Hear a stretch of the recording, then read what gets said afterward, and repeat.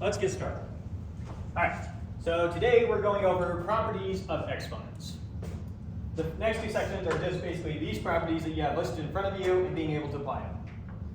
These first two you can kind of think of as definitions, and then the rest of these follow from these two. So let's make sense of it.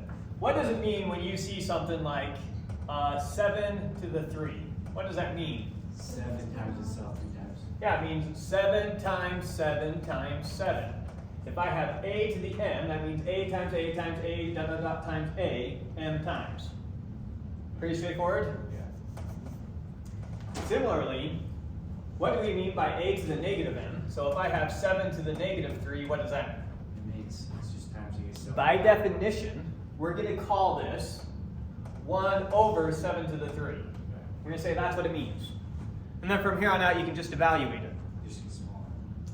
Yeah, it's getting smaller and smaller and smaller. So let's manually calculate some of these. If I say 2 to the 4, what's that equal to?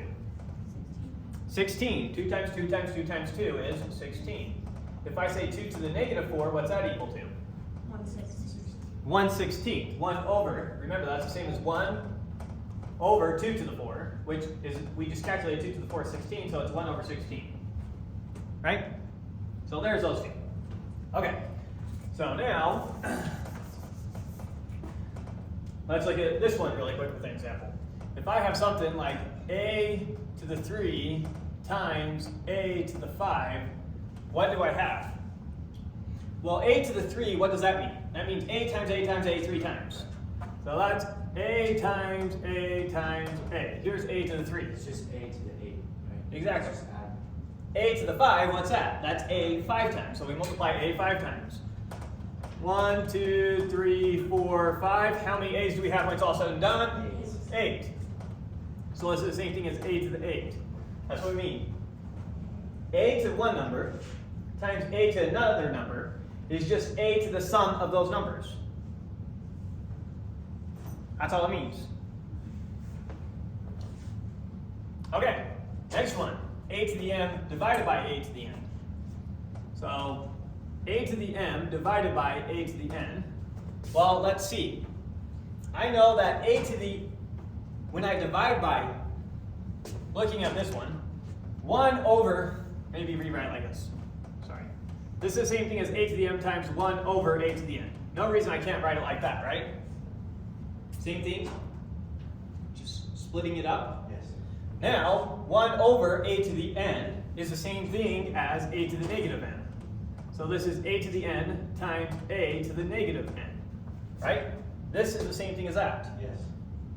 And what did we just show up here? We showed when you multiply terms together, you add their exponents. When I multiply terms together, I add their exponents, and so this gives me a to the m minus n. Make sense? Let's look at a concrete example.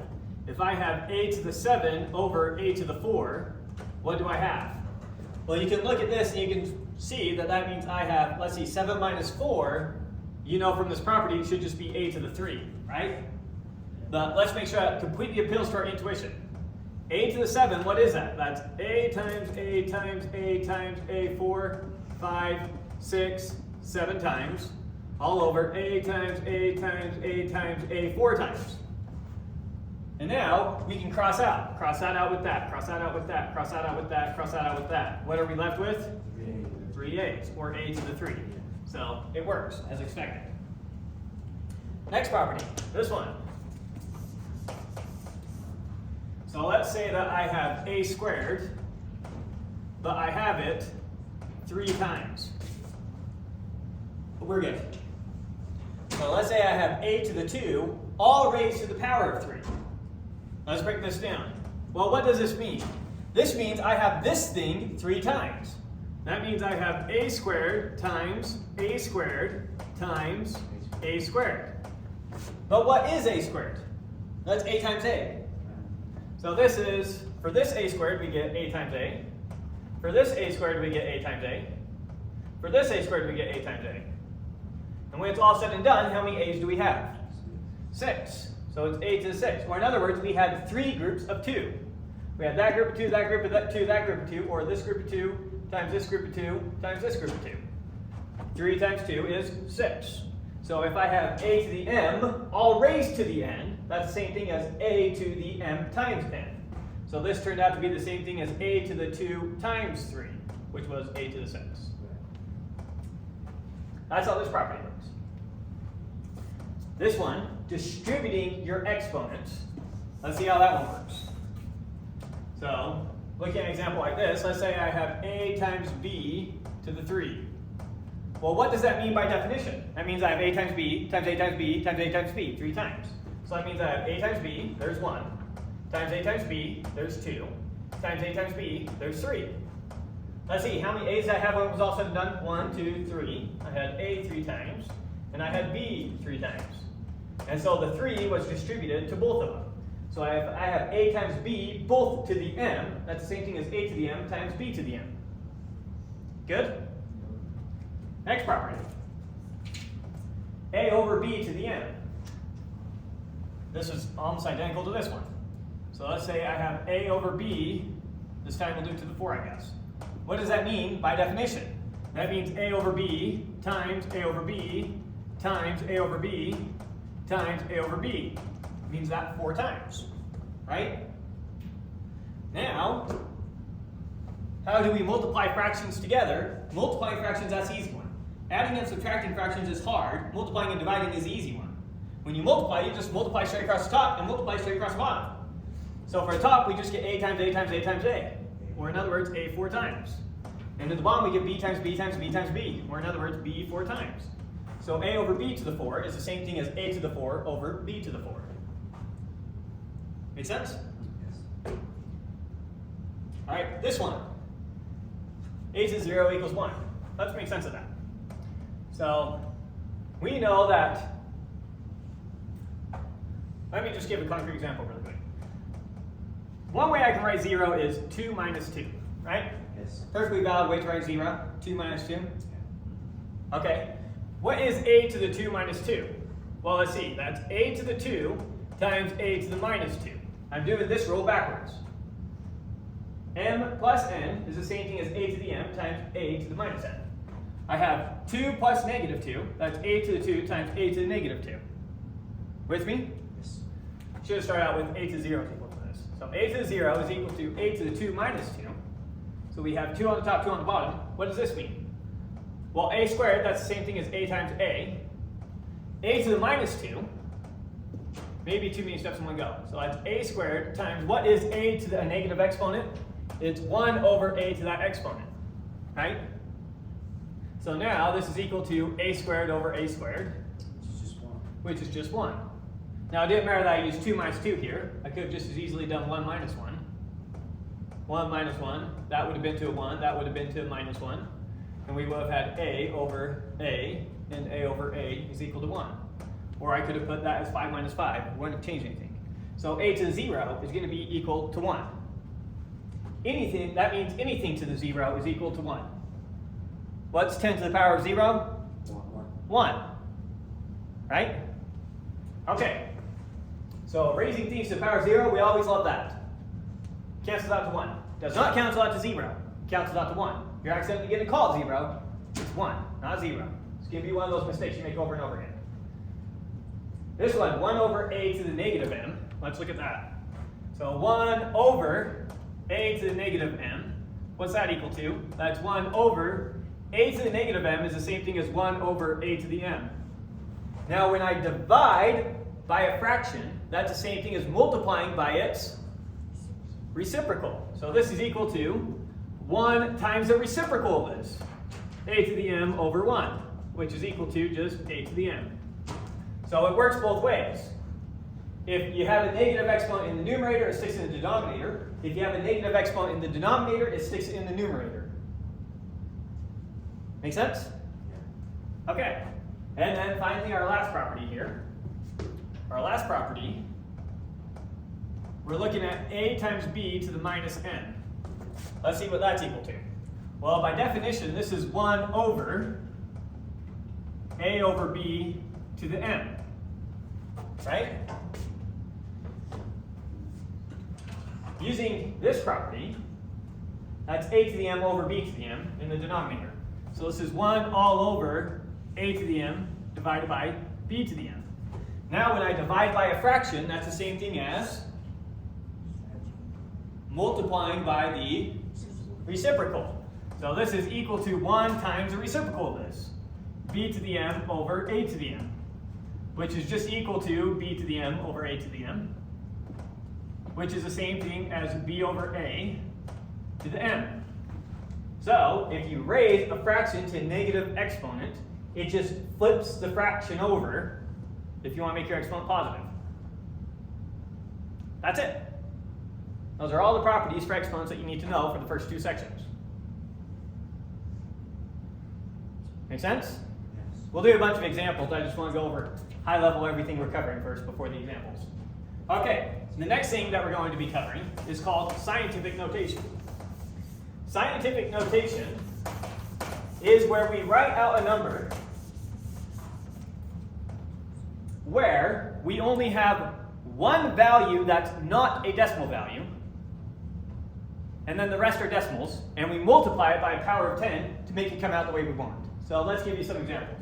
This is one that's easier to understand with examples than giving you some concrete definition. So imagine I wanted to write 8,750, well, we'll do that. 875,000, and I want to write this in scientific notation.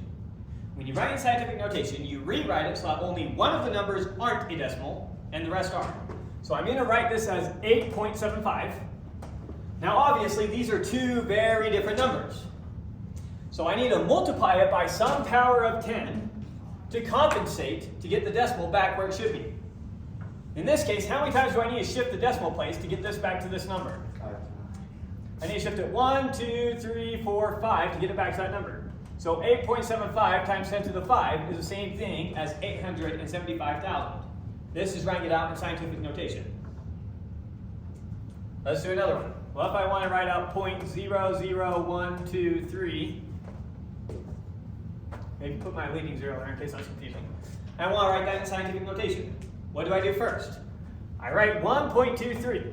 Only one number is not a decimal, make the other 2 decimals. Now I'm going to multiply it by some power of 10 that gets me to the number I want. So how many times do I need to shift the decimal place to get from this number to this number? -2. -2? -1, 2, 3. So -3. So I'm shifting it to the left, I'm shifting it to the right. And we'll see a bunch more examples like that. But that's the 3rd section. So now we'll actually go through the textbook and do the examples that the author has.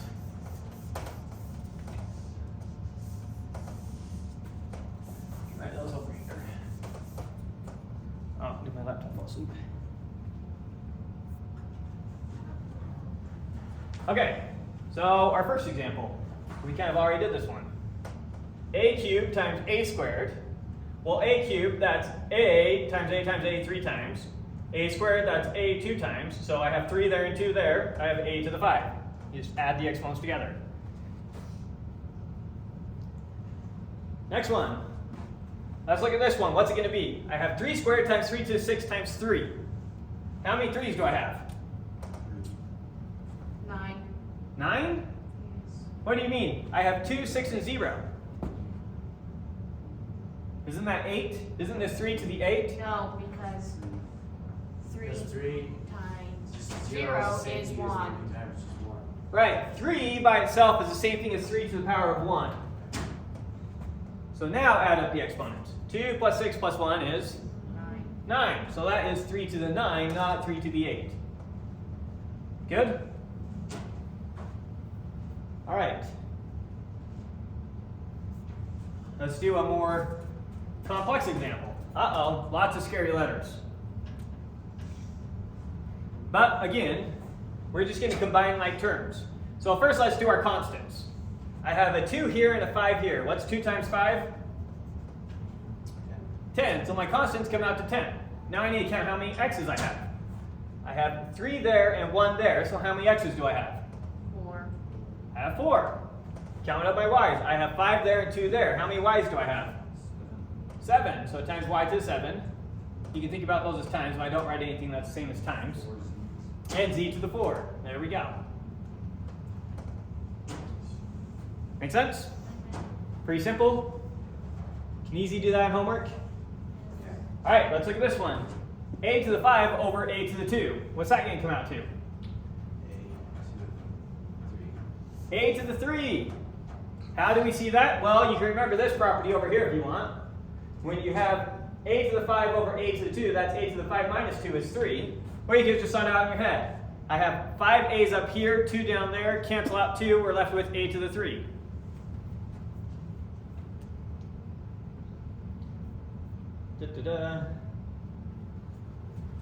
Let's do this one. So trying to write out this number. In our numerator, does 2 and 5 cancel out in any way? How many 2's go into 5? It doesn't. So we can't cancel that out in any way. So when we're rewriting this number, the 5 and the 2 are still going to be like they were. I have 3 a's up here and 1 a down there. How many a's do I have? 2 where? 2 in the top, right? That a cancels out with 1 up there, leaving 2. My b's, I have 5 up here, 3 down there. How many b's do I have?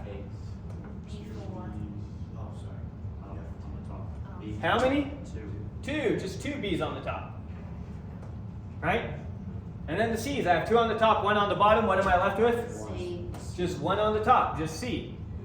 So we can center that too. So it'll be 5a squared b squared times c all over 2. Or 5 halves a squared b squared c.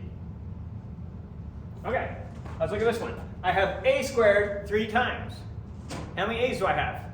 6. 6. I have 3 groups of 2. I have a squared times a squared times a squared. I have 2, I have 2, I have 2. 2 3 times is 6.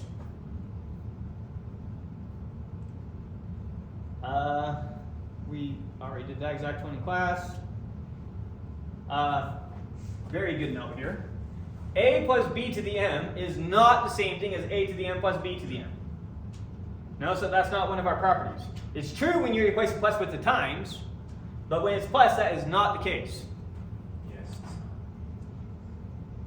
Let's convince you of that really quick. Let's look at 1 plus 2 squared and compare that with 1 squared plus 2 squared.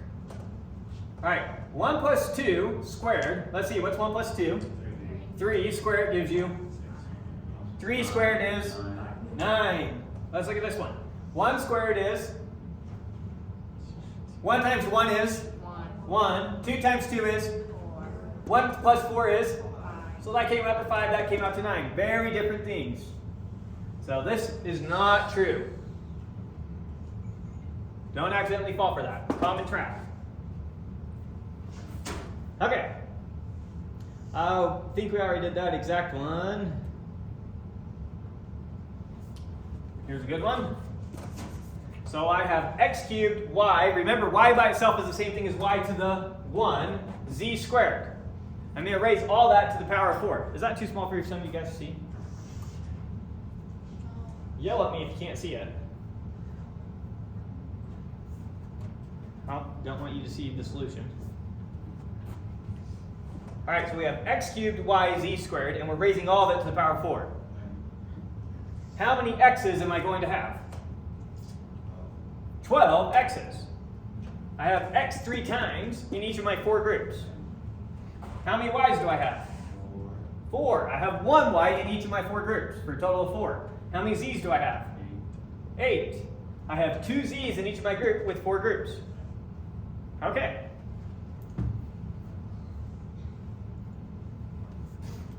Let's do that one. Looking at our numerator,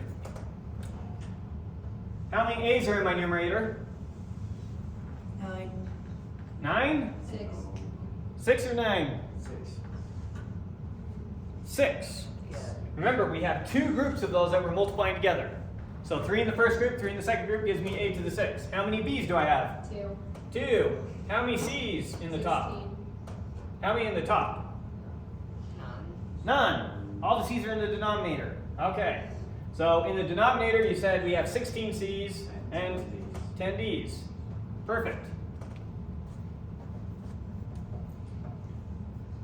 Okay, and then he has a table in here to help you remember the rules.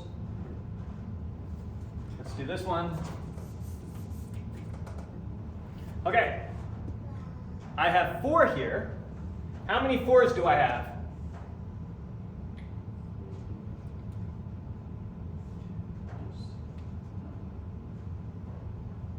I'm going to multiply this group by itself 3 times. 1, 2, 3, right? That's what it means to have this group raised to the power 3. How many 4s would I have?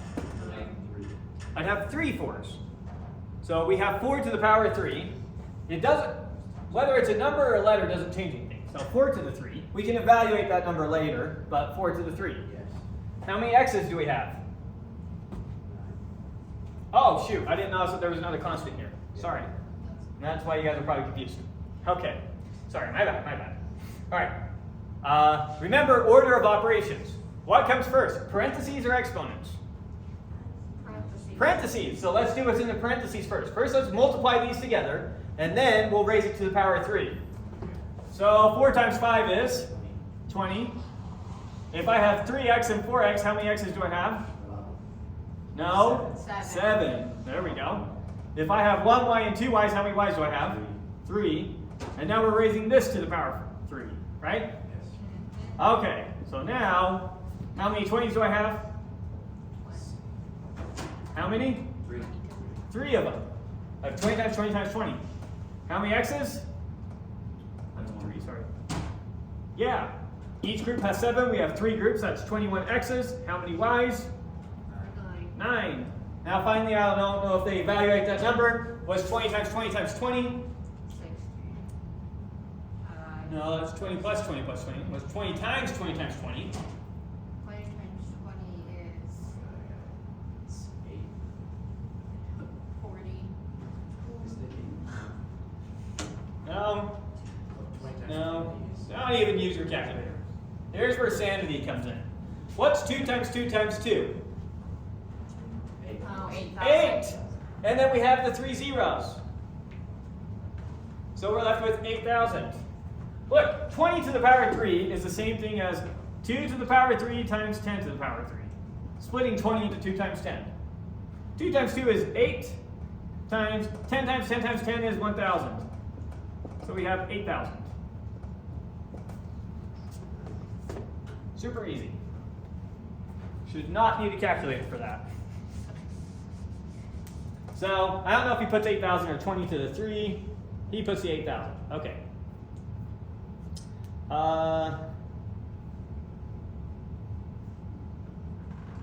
Let's do one more of these complex examples, and then we'll move on to the next section. So looking at this one, we can just pick up with what he has written and go from there.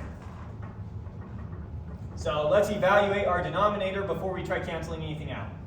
So my numerator, that's not going to change. That's still 3n to the 8, n to the 12, all over. In my denominator, how many m's do I have? 6. How many n's do I have? 9. And now, 6 of my n's cancel out with 6 of my m's, leaving how many? 2n. So 2 m's, and how many n's am I left with? 3n. 3. So 3m squared n cubed. Alright. I guess we'll do one more, one that looks a little bit hairier. That was easier than I thought.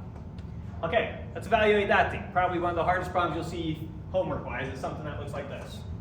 So let's evaluate it. What do we do first? The most inner parentheses. That's right here. We can't do anything with that, right? Yeah. So we did parentheses. What comes after parentheses? Exponents. So now we got to take care of this exponent. We got to apply this exponent to this term, right? So let's write this out. We have 3ab squared times, now let's figure out what this term is. I have 2 and I have a cube, so I'm left with 2 to the 3. Not 12, that's 8. But 2 to the 3. How many a's do I have in this group? 12. A to the 12. How many b's do I have? 6. B to 6. All over 6, a to the 5, b to the 7, all squared, right? All right, let's simplify this. What is my constant? Remember, 2 to the 3 is the same thing as 8. I'm just going to write that as 8. Okay, 3 times 8 is 24, thank goodness.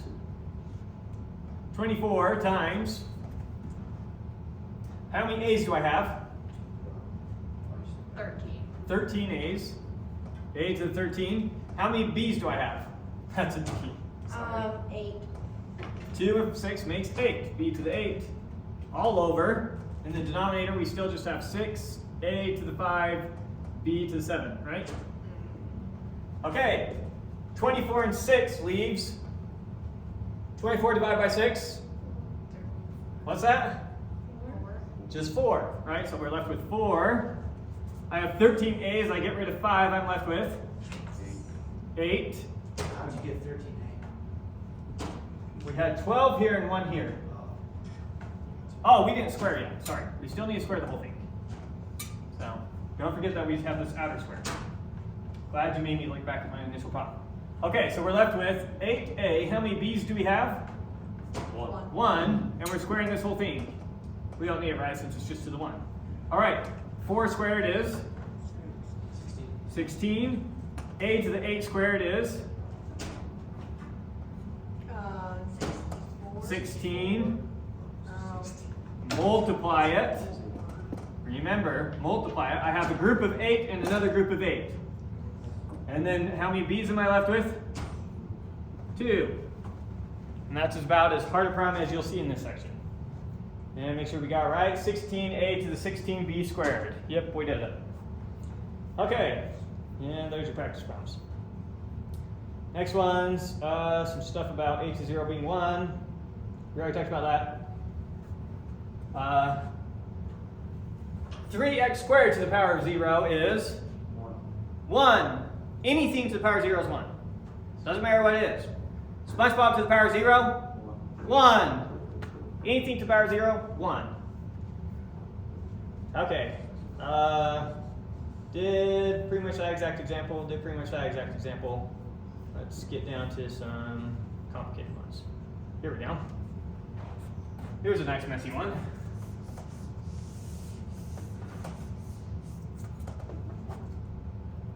Okay. Remember, if the exponent is negative, what do we do? Make it into a fraction. If I want to make it positive, just move it to the denominator. Similarly, if I see a negative exponent in my denominator, I can move it to the numerator. And so you can just move all your terms around to make all the exponents positive. Nothing wrong with that. That's using this property and this property, right? So just move it wherever you want it to make it positive so it's easier for you to think about. So let's work with this. 4, I'm going to take that x to the 5, I'm going to move it down here. There's that x to the 5. Y to the 3, I'm going to put that down here. Y to the 3. Oh shoot, we need to multiply these first. Sorry, I didn't say that times. First I'm going to multiply the terms together, then we'll shift everything around. You with me? So let's multiply these two together. 4 times 3 gives me 12. Alright, if I have x to the minus 5 and we have 3 of them, how many am I left with? -2. X to the minus 2, good. Remember, when you multiply terms, you add exponents. So negative 5 plus 3 was negative 2. Similarly, negative 3y and negative 2y gives me y to the negative 5, good. Now in our denominator, we still just have 6x to the minus 5 y cubed, right? Now I can just move my exponents around however I want to make them all positive. So I'm going to move those x's up, those x's down, those y's down. Just moving everything around. So 12, those x's I'm putting in the bottom. So they're right there. Those y's I'm putting in the bottom. They're right there. We need our 6. We need our x to the minus 5. Those I'm putting upstairs. And y to the 3, those can stay downstairs. You see how I just move things around? Again, let's calculate terms. In the top, I just have 12x to the 5. In the bottom, write my constant first, I have 6 times. How many x's do I have? Still just 2. How many y's do I have? 8. Now, 5 and 2 cancel out, leaving me with 3. So I have, and also 12 divided by 6 is 2. So I have 2x cubed all over y to the 8. That's my final answer. Make sense there? All right. Let's get another good hairy example. That looks like a good hairy example, right? For this next section, probably not going to get one uglier than that. So let's do this really ugly one. What should we do first? Yeah, let's do our inner parentheses first. We need to take this and multiply it by that, right? And we can also distribute this to these at the same time. So doing our numerator first, multiplying this by this, 3 and 6 gives me 18. I have negative 2 x's, and I have negative 6 there for a total of how many x's? Negative 8. That's a really loud class. All right, we have negative 8 x's. How many y's do we have? We have 3, negative 3. I mean, We have 3. Positive 3, good. How many z's do we have? There's 0. 0. So multiply the whole thing by 0, everything 0, and we're done. No, it's just No. It's just C. Oh, z, if it's z to the 0, that's the same thing as just z, Yeah. right? Correct. No. Yes. Yes. No, z by itself is the same thing as z to the 1. I want z to the 0. What is z to the 0? It's 1. So this is multiplying by 1, not multiplying by z to the 1. Multiplying by 1. If I take something and I multiply it by 1, how does it change it? It doesn't. So we don't need to write that times 1. I'll just put it in there so you remember, hey, that was our z. So I multiply these two terms together, right? Yeah. Okay, divided by, let's deal with this one. I have 9 times, let's distribute the negative 3 into here. If I have x squared, negative 3 times, how many do I have? Negative 6. X to the negative 6, good. And y to the Negative positive 6. 6. There we go. Good. All right, now this multiplying by 1 in the numerator, that's not really changing anything, so I'm just going to erase it. And then we have this whole thing to the negative 3, right? Again, I'm going to simplify inside of here before I worry about this negative 3. So 18 divided by 9 gives me 2. So I've got 2 here. Those x's I'm going to move downstairs, but we still have a y to the 3, right? So the x I'm going to move downstairs. Maybe you're ready to start doing canceling out. I'm going to take negative 6 of those and cancel out with negative 6 of those. And how many am I left with up here? Negative 2. Negative 2. So maybe you're okay with that. X to negative 2 still? Is that an okay step? Yeah. Okay. And then y, other way, I have 6 down here and 3 up here. When I cancel them out, how many am I left with down here? 3. So y cubed down here. All to negative 3. Everyone okay with that algebra? We canceled out leaving negative 2 up here. We canceled out leaving 3 down here. And now finally I want those x's down here so that they're positive. So this is going to be equal to 2 over x squared y cubed all to negative 3. Okay, I know how to do that to the 3. How do I do that to the negative 3? Put it into it. When you do a fraction to a negative exponent, You have to. just flip the reciprocal and do it to a positive exponent. So this is the same thing as x squared times y cubed all over 2 all to the power of 3. Okay, now that's way easier. You cube the top and you cube the bottom. Because we're doing this fraction multiplied by itself 3 times. So when I cube the top, what am I left with in x's? 6. What am I left with in y's? 9. And what am I left with at the bottom? 2 to the power of 3 is? 2 to the power of 3. This is the same thing as 2 to the power of 3 It's 8. is 8. Remember, 2 is the same thing as 2 to the 1. You do 3 times 1 gives us 2 to the 3, and then evaluate it. The reason it's throwing you off is because we never actually evaluate x to 6 because we don't know what x is. So that's what's throwing you off. Okay, so that's about as hard of an example as we're going to get in the next section. And that was the last one, so no wonder. Okay, next we have scientific notation. So we're going to convert this number to scientific notation. Remember, when we write it in scientific notation, what do? We only let one number not be a decimal, and all the other digits have to be decimals. So first thing I do without even thinking is I write 1.42. Now I ask myself, how many tens would I have to multiply this by to get back to here? 4. And she says 4. Yes. She says we move that decimal point 1, 2, 3, 4 times. So you'd have to move it 4 times to get back to where it was. If I took that decimal point and I moved it 1, 2, 3, 4, I'd end up with this number. Make sense? That's where the 4 is coming from? Yeah. You like it, April? No? Well, maybe you'll like this one.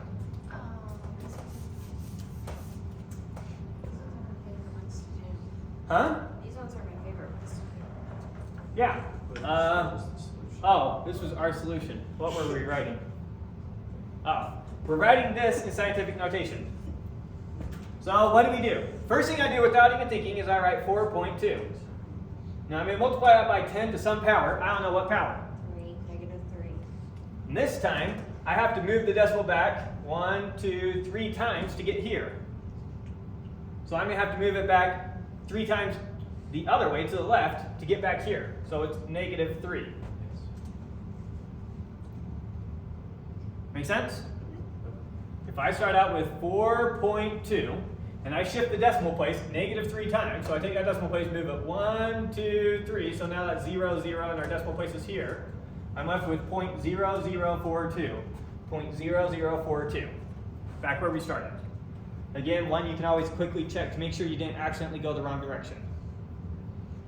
Okay, now we're going the other way. We start with scientific notation and we write it in standard form. This way is even easier. You just do So that. this is 3.21, and then you just shift the decimal place as many times as it tells you. So start with this, shift the decimal place 5 times, making it bigger, making the number bigger. If I multiply by 10, do I make the number bigger or smaller? Bigger. So make sure the way you're shifting is making the number bigger. Or positive, you shift it to the right, negative, you shift it to the left, whatever helps you remember. But so just shift it 5 times.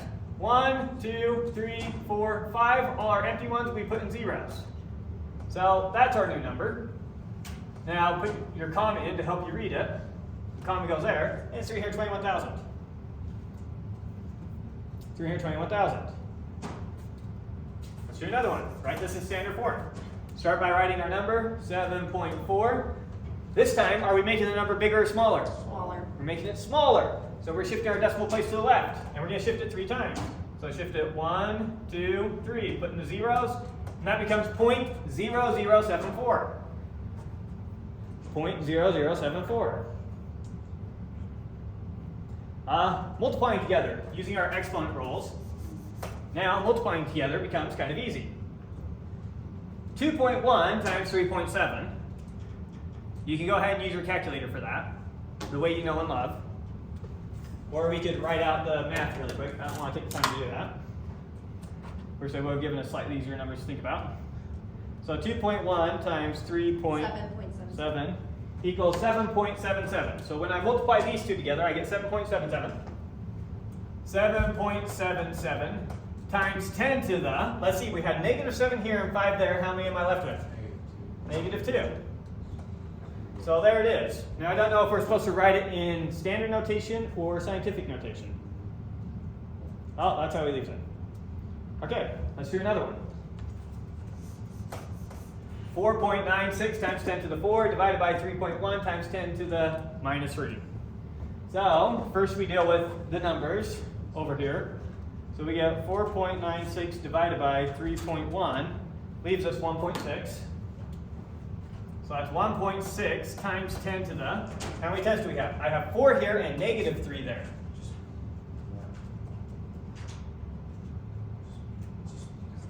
If that was a +3, then it would cancel out to just be 1. So that's a -3. How on earth am I going to handle that? Well, remember that this can be rewritten as 4.96 times 10 to the 4 times, we can move that up, times 10 to the 3, all over 3.1. And so you're left with 10 to the 7. See that? So don't let those negative exponents trick you. Remember, if it's negative, just shift it up or down as needed. And that way you won't confuse yourself. Okay, cubing it. Let's do this one. 1.8 cubed, oops, I'm squared cubed, is 5.832. So this comes out to 5.832, that's a decimal there, times 10 to the -12. Easy as pie. Okay, let's see. So as hard as it gets, yeah, let's do the last example. which is going to be as far as it gets. Okay. Last example, as hard as any of this stuff gets. First, do this divided by this. We have 2.014 divided by 3.8. And this is going to be 0.53 times, let's see our tens here. I have -3 and -7. It's 10. Let's move the -7 up, which makes it a +7. And so I have -3 and +7 leaves me with 4. +4 times 10 to the 4. Now this is not written in scientific notation because I don't have a number that's not in the decimals place. I need to write this as 5.3, not 0.53. So you gotta make that. So I need to take one of my tens and multiply it in there. If I take 0.53 and I multiply it by one of my tens, I'm left with 5.3. So this is a tricky one. So I may use up one of those tens. So I'm going to have 5.3, and now it's just times 10 to the 3. Because I used one to shift the decimal place, so now it's in scientific notation. Remember, you always have to have one number that's not a decimal. All the rest of the digits are decimals. So that's going to be the biggest gotcha. Outside of that, works pretty straightforward. Okay, that's it for this new material. Any questions on it that you want recorded? Cool. So we'll end lecture there. We'll grade homework next time, and you guys can go ahead and split up.